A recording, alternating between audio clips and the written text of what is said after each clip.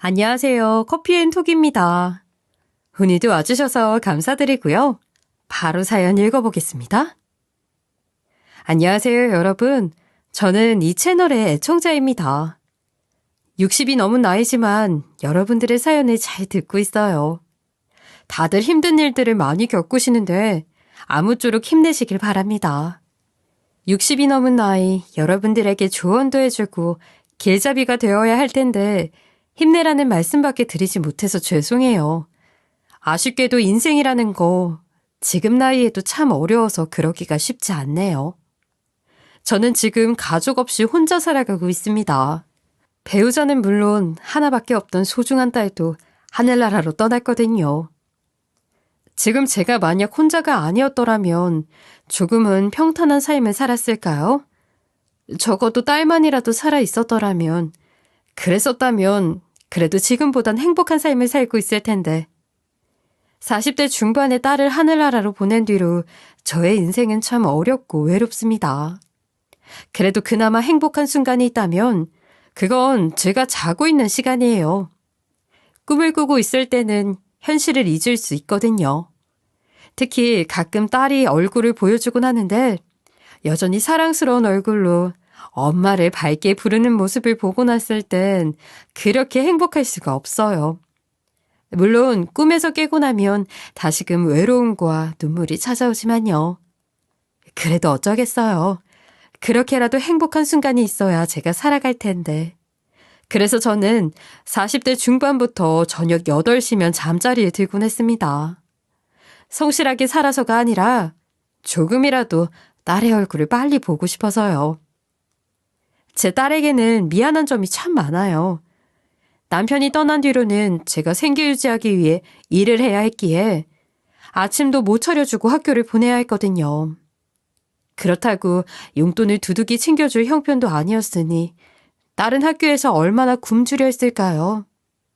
지금 생각해도 그때 조금만 더 신경 써줄 걸, 조금만 더 챙겨줄 걸 하는 생각에 한스럽기만 합니다. 그래도 제 딸은 참 어른스러웠던 것 같아요. 저한테 불평 한마디 하기는커녕 오히려 남편을 잃은 저를 위로해주고 신경 써줬거든요. 거기다 나쁜 길로 빠지기 쉬운 환경이었음에도 불구하고 제 딸은 공부도 정말 열심히 했어요. 거기다 머리가 좋았던 건지 학원 같은 곳을 다니지 않았음에도 불구하고 매번 1등을 놓치지 않곤 했었죠. 대학도 결국 서울에서 알아주는 학교에 장학금까지 받으며 입학할 수 있었는데 정말 너무 대견하더군요. 특히 합격 소식을 듣고 왔던 날 제가 너무 기뻐서 비상금을 털어 맛있는 거 먹으러 가자고 했는데 딸은 제게 괜찮아 엄마, 그건 엄마 필요한댔어. 그리고 이건 아직 시작이니까 너무 좋아하지 마.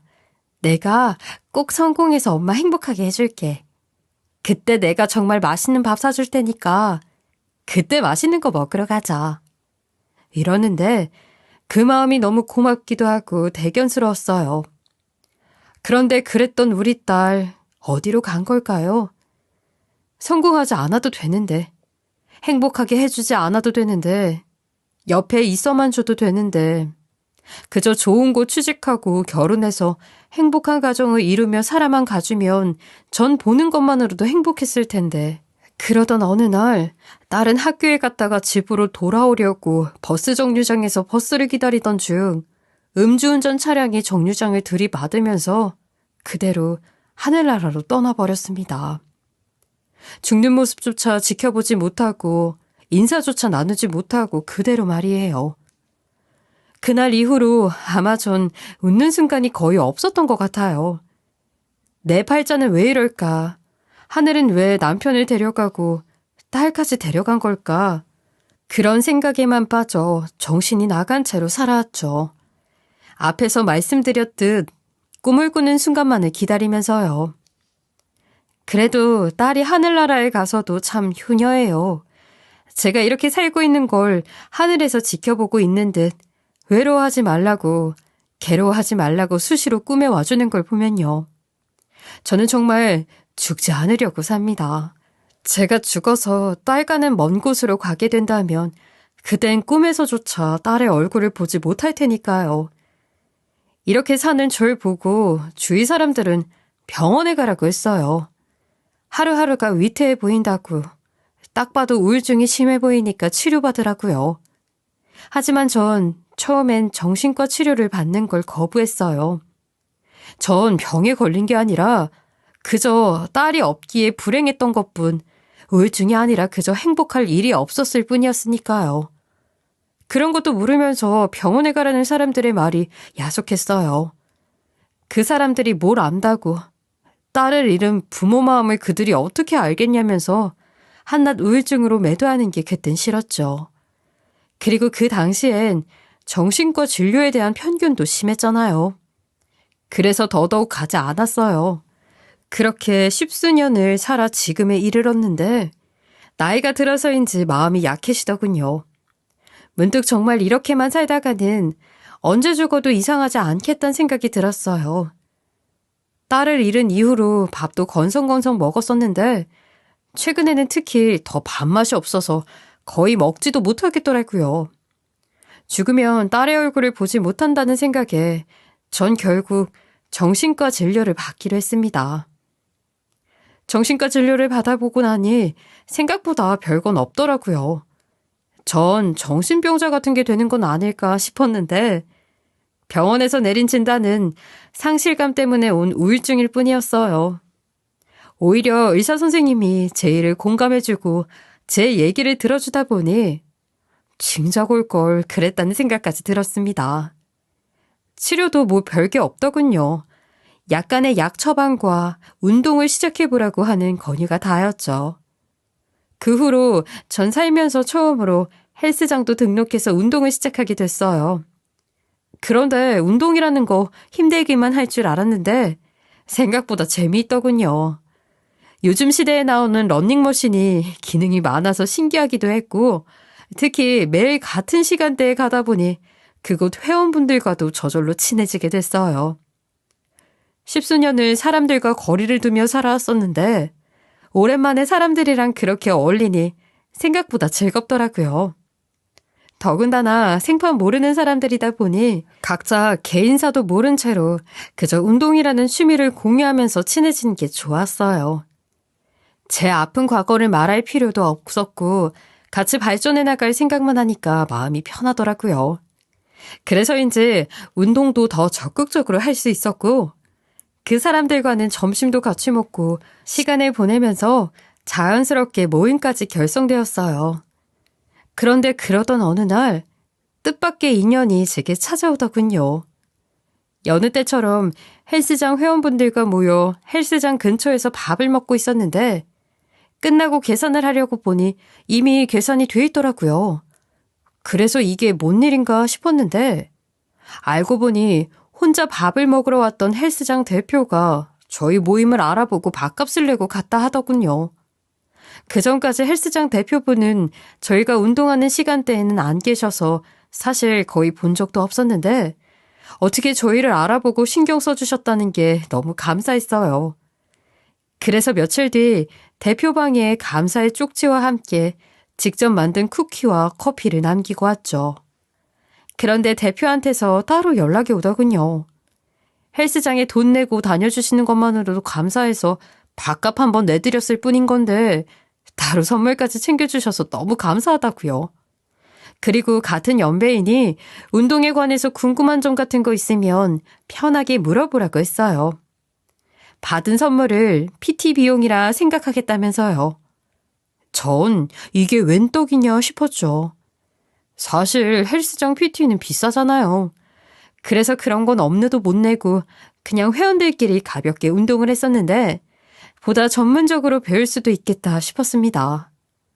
그날 이후로 그 대표에게 운동 사이클이나 요령, 자세 같은 것들을 물어봤는데 처음에는 간단하게 알려주는가 싶더니 나중에는 제가 운동하는 시간에 직접 와서 코치를 해주더군요. 문자로만 알려주기엔 답답하다고요. 그렇게 대면으로 교육을 몇 번 받다 보니 대표와도 친해지게 되었고 어느덧 서로 식사도 한 번씩 하게 되는 사이가 되었습니다. 밥을 먹다 보니 사적인 이야기도 조금 나누게 되었는데 저랑 조금은 비슷한 처지에 있더군요. 물론 저처럼 가족을 하늘나라로 보낸 건 아니었지만 가족 없이 혼자서만 살고 있다는 점이 비슷했어요. 대표는 오래전 부인이 다단계에 빠져 빚더미에 앉게 됐는데 헬스장 5개를 처분해서 남편의 도리로 갚아준 뒤 이혼을 했다고 하더라고요. 저는 그래도 아직 헬스장 대표도 하고 있으니 재혼도 할 수 있었던 거 아니었나 물어봤는데 그 이후로는 딱히 사람을 믿지 못해서 재혼은 생각도 못하다 보니 결국 그 나이까지 혼자서 살아오게 됐다고 하더군요. 그리고 그 이후로는 우울증이 생겨서 병원도 다니다 보니 그럴 정신도 없었다고 약간 허탈스러운 듯한 웃음을 지으며 그렇게 말하는데 괜히 안쓰러운 마음이 들었어요. 밥도 혼자서만 먹는다고 하니 예전 제 모습이 생각도 나서 챙겨주고 싶은 마음도 생겼고요. 그래서 반 농담식으로 제가 밥이라도 챙겨드리냐며 말을 꺼내봤죠. 그런데 어떻게 그런 밥이라도 제가 챙겨드릴까요? 네? 에이, 회원님이 그랬다간 남편한테 혼나는 거 아니에요? 아무리 우리가 나이가 있어도 그런 건 조심해야 해요. 아유, 그러고 보니 제 이야기를 안 했었구나. 사실 저도 지금 남편이 없어요. 혼자 된 지 정말 오래됐어요. 네? 왜요? 회원님 같은 부인을 두면 전 정말 잘해줄 것 같은데. 전 그런 건 아니고 그냥 남편이 옛날에 하늘나라로 떠났거든요. 아이고, 죄송해요. 아니에요. 뭐 다 옛날 이야기인데요, 뭘. 그리고 저도 지금 정신과 다니고 있어요. 우울증이 있어서요. 사실 운동도 의사가 다니라고 해서 다니고 있는 거고. 이 이야기는 저희 모임 사람들한테도 얘기 안 한 거니까 비밀로 해주세요. 와, 정말요? 와, 우리 비슷한 부분이 좀 있네요. 어쩐지 성격도 좀 잘 맞는 것 같더라. 네? 어디가요? 하나도 안 맞는데요? 아니, 그렇게 말씀하시면 할 말이 없긴 한데, 어쨌든, 그랬구나. 혼자셨구나. 혼자인데 뭐요? 저도 혼자라고 하니 동질감이 막 새록새록 생겨요. 아니, 동질감이 생긴 것도 같긴 한데, 그보다는요? 연애 감정이 좀 생기는 것 같은데요? 네. 저는 그 소리를 듣고 깜짝 놀랐습니다. 아니, 이 나이 먹고 연애 감정이라니? 제가 무슨 소리를 들은 건가 싶었어요. 어때요? 전 최근 회원님하고 지내면서 오랜만에 즐거웠는데 회원님은 안 그랬어요? 아니, 즐겁긴 했는데 우리 생각보다 성격도 잘 맞는 것 같지 않나요? 환경도 살짝 비슷하고. 그래도 우리 나이가 있잖아요. 주책이에요, 주책. 남들이 들으면 다 욕해요. 욕을 하긴 누가요? 오히려 이 나이에 그런 감정을 가지면 오히려 순수한 거 아닌가? 그래도 저는 그런 건 좀 부담스럽고 민망하고. 그럴 수 있죠. 괜찮아요, 괜찮아. 저도 그냥 연애 감정이 생기려고 하는 것 같다인 것 뿐이니까. 네? 지금 저 놀린 거예요? 에이, 놀린 건 아니고요. 그렇게 그날의 대화는 웃으며 농담식으로 흐지부지 됐습니다. 그런데 그날 이후로 대표는 저에게 적극적으로 다가오기 시작하더군요. 그리고 우울증 극복에는 사랑만 한 게 없다면서 은근슬쩍 어필까지 하더라고요. 전 부담스럽고 민망하긴 했는데 한편으로는 또 그게 싫지 않더군요. 사람이 좋아 보이기도 했고 정말 오랜만에 찾아온 설렘 때문에 이 나이 먹고도 가슴이 두근두근 거리기도 했어요. 그래서인지 저도 점차 마음이 가기 시작했고, 우리는 어느덧 서로를 연인으로 인정하는 사이가 되어버렸어요. 상황이 그렇게 되자 저는 결혼도 생각해야 하나라는 생각이 들었습니다. 사실 남편도 어차피 혼자인 지 오래됐고 저도 혼자인 지 오래됐으니 결혼을 한다고 했을 때 난관이랄 건 없잖아요. 서로 양육할 자녀도 없고 부모도 없으니 우리 마음만 맞으면 누구의 동의도 필요 없이 식을 바로 올릴 수 있는 상황이니까요. 그런데 이 나이 먹고 재혼하는 게 무서운 것 같기도 하고, 하지만 또 떳떳하게 결혼해서 잘 살고 싶기도 하고, 그런데 또 하늘나라에 있는 남편과 딸에게 미안해지는 거 아닐까 싶기도 하고, 여러모로 혼란스럽기도 하고 고민이 많았어요. 그래서 대표는 이 부분에 대해서 어떻게 생각할지 궁금해서 물어봤는데, 결혼이요? 글쎄요. 사실 저도 그런 생각 안 해봤는데. 아, 그래요? 저는 당연히 그런 생각도 할 줄 알았어요. 저는 그냥 지금이 좋아요. 지금 같은 우리 관계가 아무래도 같이 사는 순간부터 싸움이 생길 수가 있잖아요. 같이 살아보면 안 맞는 부분들이 생길 수가 있는 거니까. 그런 것보다는 그저 서로 좋은 모습만 보며 사는 게 좋지 않을까요? 아, 그런가? 그게 좋죠. 아니다. 그래도 함께 살고 싶기도 한데. 그럼 이런 건 어떨까요? 부부 사이가 되긴 하는 거예요. 서로 여보 남편 그렇게 부르면서 말이죠. 그리고 살림을 합치지는 말고 일주일에 하루씩만 서로의 집에서 보내요. 그러니까 결혼을 하긴 하는데 약간은 거리를 두는? 그렇게 하면 괜찮지 않을까요? 그런 부담도 없고 좋잖아요. 나쁘지 않을 것도 같고. 서류도 건드리지 말아요, 우리. 아무래도 제가 사업하는데 괜히 피해 줄 수도 있는 거니까 서류는 건드리지 말고 주변에 알리는 것도 신중하게 좀 더 생각해보고. 어때요? 아니 저는 그냥 결혼에 대해서 어떻게 생각하는지가 궁금했던 것뿐인데 왜 이야기가 이렇게 됐죠? 이야기 나온 김에 어필해보는 거죠. 생각해보니까 그렇게 하면 좋을 것 같아서. 어때요? 저 지금 프로포즈 하는 거예요? 저는 며칠 고민을 해보고 답을 하겠다고 했습니다. 아무리 약간 거리를 두면서 하는 연애와는 별다를 바 없는 사실상 명목상의 결혼일 뿐이기는 하지만 그래도 결혼이라는 말이 주는 책임감이라는 게 있는 거니까요. 하지만 결국 전 결혼을 하기로 마음먹었습니다. 만약 정말 제대로 된 결혼이었다면 많이 망설였을 거예요. 그런데 남편의 제안은 오히려 제 마음을 편하게 만들어주기도 했고 그 과정에서 보이는 남편의 배려심이 느껴져서 이 사람과는 잘 살아갈 수 있겠다 싶었죠. 그래서 결국 우린 결혼을 했습니다. 당연히 거창한 결혼식은 올리지 않았고 약소하게 둘이서만 간단히 결혼식을 올렸죠. 사실 이것도 전 안 한다고 했는데 남편이 아무리 명목상의 결혼이라 할지라도 결혼식이라는 낭만이 빠질 수는 없지 않냐고 해서 하게 됐어요.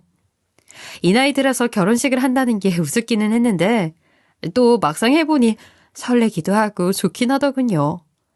특히 서로의 머리가 이미 팥뿌리가 될 나이지만 그 머리에 염색조차 못할 정도의 나이가 되어서도 살아가겠습니까? 하는 질문을 서로 하는데 엄청 웃었어요. 그리고 결혼사진 비슷하게 웨딩드레스를 빌려 사진도 찍었는데 그곳 사진사도 저희에게 리마인드 웨딩을 하시는 거냐 묻더라고요. 그 말에 남편과 함께 눈이 마주쳐 푹 하고 웃고 말았네요. 그렇게 약소하게 결혼식을 올린 뒤 신혼여행도 다녀왔어요. 그리고 우린 앞에서 약속한 대로 일주일에 하루씩만 서로의 집에서 지내기로 했어요. 하루씩만으로도 잡은 건 너무 좀 짧았나 싶기도 했는데 생각보다 괜찮더군요. 적당히 거리를 둔다는 게 서로 다툴 일도 없고 좋더라고요. 같이 사는 날보다 같이 살지 않는 날들이 더 많았지만 그래도 부부가 됐으니 전 밥은 꼭 제대로 챙겨주고 싶었어요. 특히 남편은 제 요리를 좋아해주고 칭찬도 잘해주다 보니 저는 더더욱 신을 내서 남편을 챙겨줬어요. 남편 집에 가는 날에는 남편 냉장고를 꽉꽉 채워주기도 했고 헬스장에서는 도시락까지 싸주기도 했죠. 그런데 남편 입맛은 예상외로 어린아이 입맛이더군요. 먹고 싶은 것 없냐고 물어보면 소시지니 햄이니 동그랑땡이니 그런 것들을 주로 말하더라고요. 심지어 조금만 매워도 못 먹어서 땀을 뻘뻘 흘리니 김치도 이왕이면 씻어서 줬으면 좋겠다고 하는데 그 모습이 귀엽기도 하고 재미있기도 했습니다.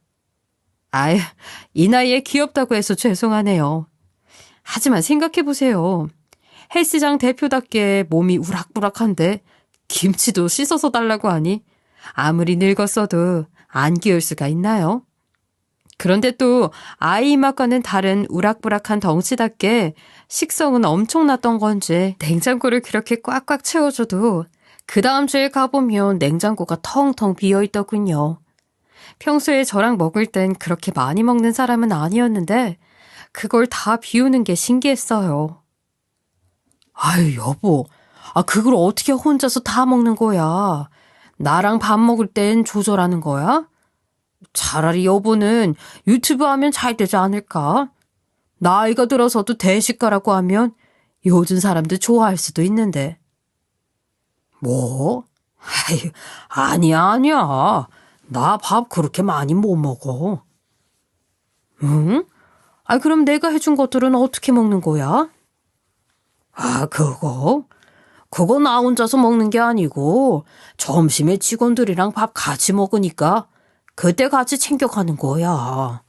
그럼 맛있는 음식 나 혼자서만 먹으면 섭섭하잖아. 안 그래? 좋은 건 널리 알려야지. 그런 거였어? 덕분에 요즘 직원들이 나를 더 좋아하고 따르는 것 같더라. 역시 내가 우리 아내를 참 잘 만났어. 아내 덕을 내가 많이 보네. 에이, 그냥 조금 신경만 쓰는 건데 뭐. 어쨌든 다들 좋아한다니 다행이네. 저는 그 이후로 남편의 냉장고에 빈자리가 없도록 더욱 신경 써주었습니다. 그런데 사모님, 사모님이라니요, 트레이너님.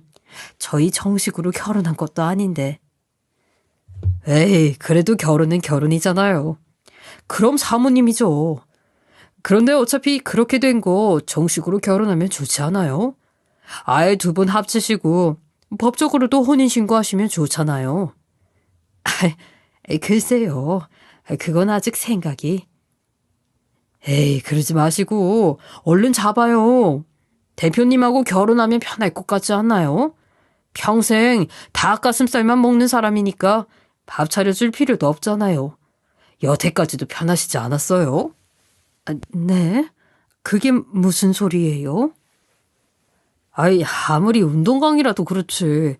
전 대표님처럼 나이 먹고도 닭가슴살만 먹을 자신은 도저히 없어요. 참 신견분이라니까요. 아니, 그것 때문에 저희들 처음엔 대표님하고 친해지기도 어려웠다니까요. 사람이 같이 밥도 먹고 해야지 친해진다는데 닭가슴살만 먹는 사람이 저희랑 같이 밥을 먹겠어요? 진짜 어쩌다 한번 회식하는 느낌으로 밥 겨우 몇 번 먹어봤어요, 여태까지. 네? 같이 점심 안 먹어요? 네? 네, 안 먹죠. 저흰 대표님처럼 다 가슴살만 먹는 사람 아닌데요. 트레이너분과의 대화는 저에게 큰 충격이었어요. 분명히 남편은 저에게 직원들과 점심을 같이 먹는다고 했는데, 그리고 제가 해준 음식들을 직원들에게 가져다 준다고 했는데, 그런 거짓말을 저에게 왜 한 걸까 싶었어요. 아니, 그 이전에 닭가슴살만 먹는다는 남편인데 그럼 제가 해준 음식들은 도대체 누가 먹는 건지 이해가 가질 않았습니다. 저는 그날 저녁 당장 남편에게 가서 사실을 확인하기로 했죠.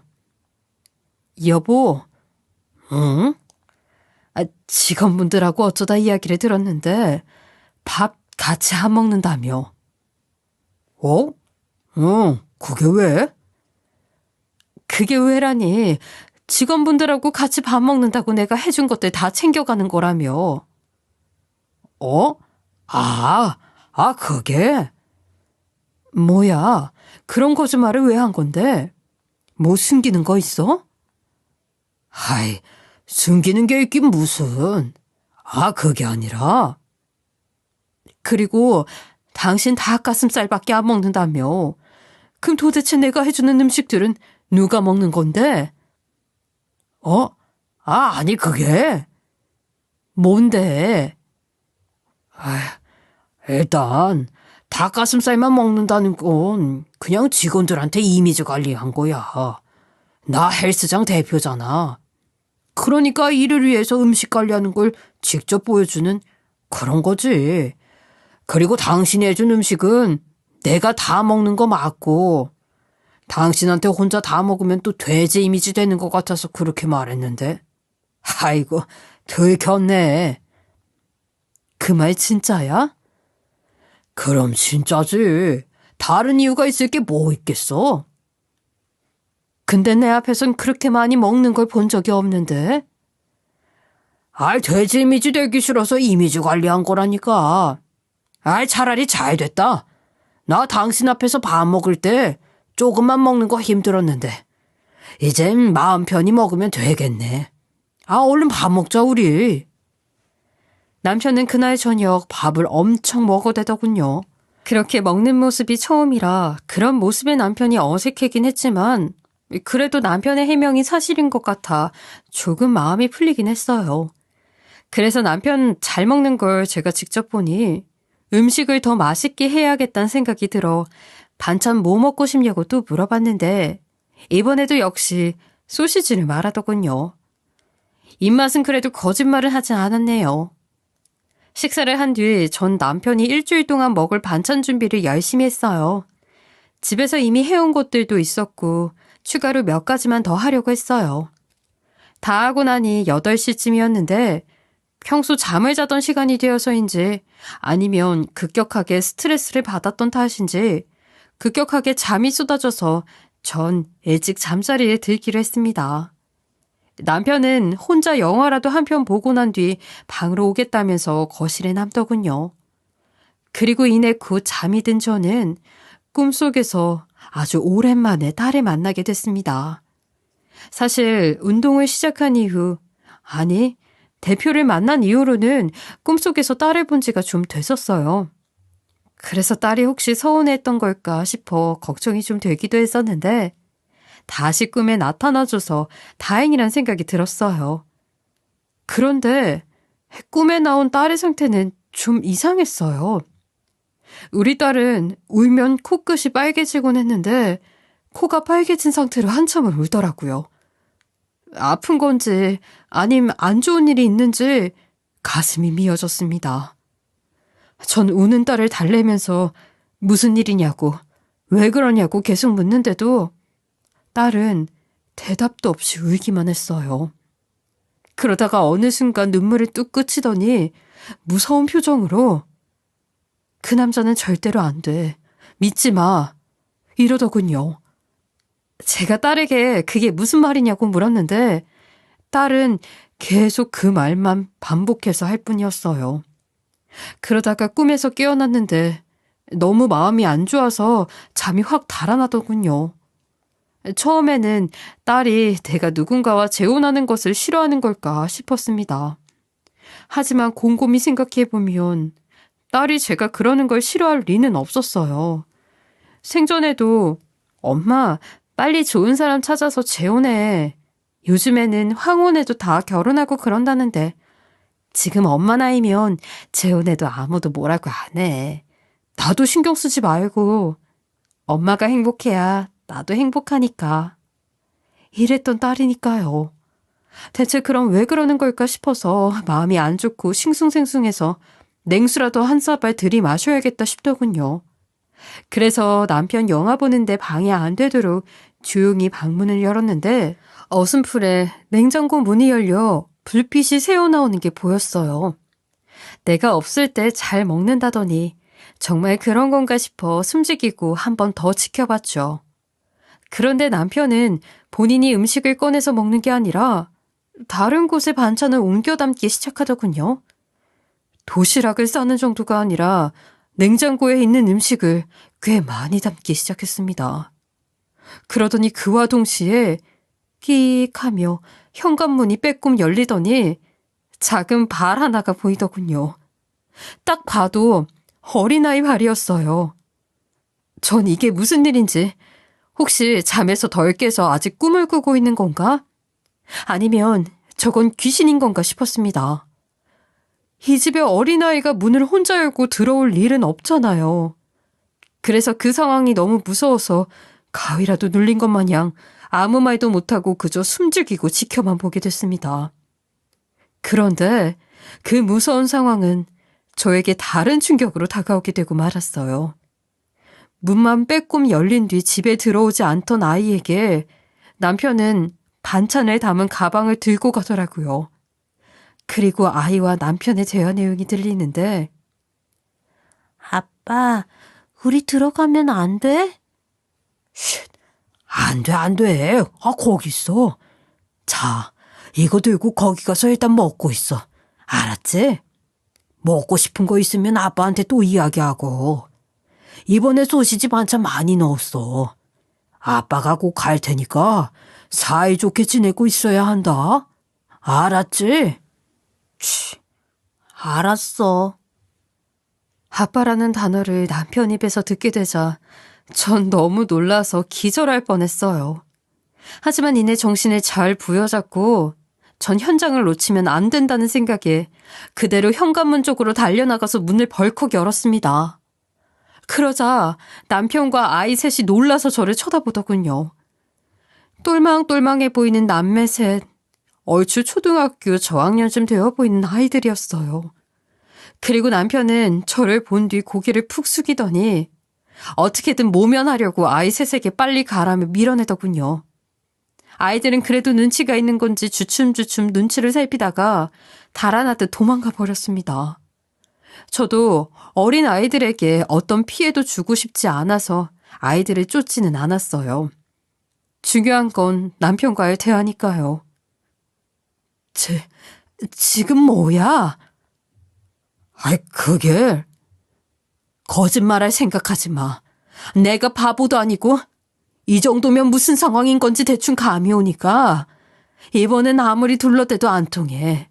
아니, 둘러댈 만한 변명이 있을 수 있긴 한가? 그게 그러니까. 됐다. 그냥 핸드폰 가져와. 그리고 잠금 풀어봐. 여보 소리 그만하고. 지금 많이 참고 있어. 얼른 풀어. 핸드폰 잠금이 풀리고 1시간가량 핸드폰을 살펴보니 모든 것이 한눈에 파악이 되더군요. 남편의 과거는 생각보다 더 충격적이었어요. 아니, 과거뿐만이 아니라 저와 지내고 있는 현재까지도 남편은 이혼도 4번을 한 상태였고 현재에도 저 같은 여자는 한둘이 아니더군요.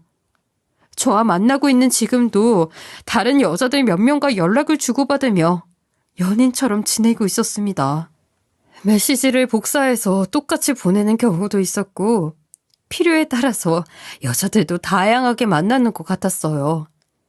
데이트 기분 낼 여자, 엄마가 돼줄 여자, 저처럼 반찬을 해줄 여자 등등 가장 친한 친구와 주고받았던 문자 중에 저와 관련된 이야기가 있었는데 그걸 보니 분노가 치밀어 오르더군요. 애들한테 음식 사 먹이는 게 미안했는데 반찬 해줄 여자를 구했다면서 요리 담당으로 잠깐 놀아보겠다고 한 겁니다. 거기다 나이 든 여자라 이런 여자는 조금 잘해주면 주제도 모르게 쉽게 넘어온다고 했더군요. 반찬집 아줌마? 내가 반찬집 아줌마야? 그러냐고. 대답해 얼른. 여보, 여보라고도 하지 마. 내가 이 나이 먹고 이런 꼴을? 그게 아니라 시끄러. 남편은 계속 고개를 떨구고 뭐라고 변명할지를 생각하는 것 같아 보였는데 그 상황에도 잘못했단 말을 꺼내지 않고 있는 모습에 더 화가 치밀어 올랐어요. 무슨 물건이라도 집어던지고 싶은 마음이 굴뚝 같았는데 순간 옆에 남편이 아이들 덜어주려고 꺼내놨던 김치통이 눈에 보이더군요.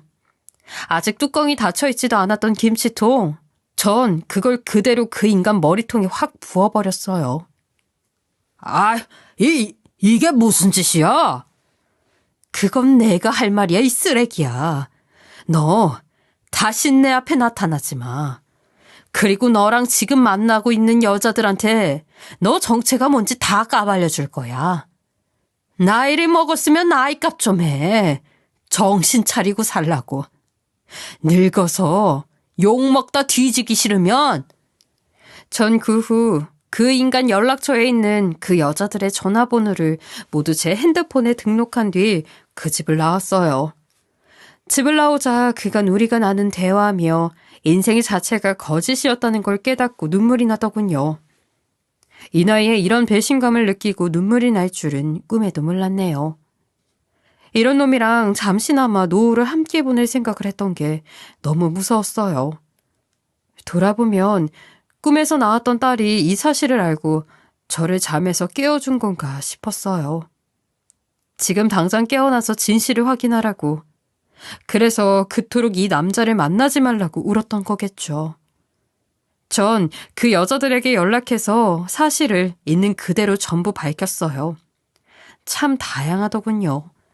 그 나이에 어떻게 꼬셨는지, 심지어 젊은 여자도 있었고 아마 돈도 있고 헬스장 대표답게 몸도 좋으니 그런 게 가능한가 봐요. 오래 만난 여자도 있고 최근에 만난 여자도 있고 참 가지가지한다 싶었습니다. 그래도 그 여자들의 인생은 구할 수 있어서 다행이었네요. 아이들은 전 부인과 전 부인에게서 10년 전쯤에 낳은 아이들이었어요. 이혼 사유도 그 쓰레기가 바람을 피워서더군요. 사람 참 한결같았어요. 아이들은 무슨 죄라고 어머니도 없이 그런 쓰레기 밑에서 그렇게 자라야 하는 건지 그걸 생각하니 그런 인간과 그나마 빨리 헤어질 수 있었던 사실이 다행이라는 생각이 들었습니다. 특히 법적으로 부부가 된 게 아니라서 정말 다행이었죠.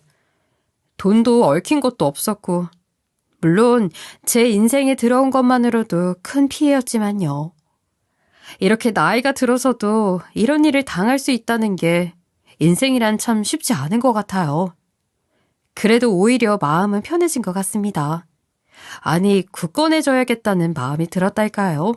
우울증에 빠져 있었기 때문에 저런 쓰레기의 정체도 몰라보고 기대를 하게 되니까 결혼까지 했던 게 아닐까 싶어서 저는 강해져야겠다는 생각을 하게 됐어요.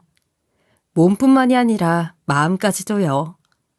저는 이제 혼자서도 충분히 세상을 잘 살아가도록 누구에게 의지할 필요도 없이 즐겁게 살아갈 수 있도록 건강관리도 하며 좋은 모습으로 남은 일생 보내려고 합니다. 그렇게 살다가 하늘나라로 가면 죽은 남편과 딸이 저를 다정스럽게 맞이해 주겠죠. 그때 제가 당당한 모습이 될 수 있도록 힘을 내겠습니다. 딸이 또 울게 만드는 일은 절대 만들지 않을 거예요. 여러분들도 항상 건강관리 잘 하시고 본인의 행복을 위해서 잘 살아가시길 바랄게요. 나이만 먹었지 변변찮은 조언은 못해드려서 죄송하고 힘내세요. 아니, 우리 같이 힘냅시다. 지금까지 커피앤톡이었습니다. 오늘도 끝까지 함께해 주셔서 감사하고요. 다음 영상으로 또 찾아뵙겠습니다.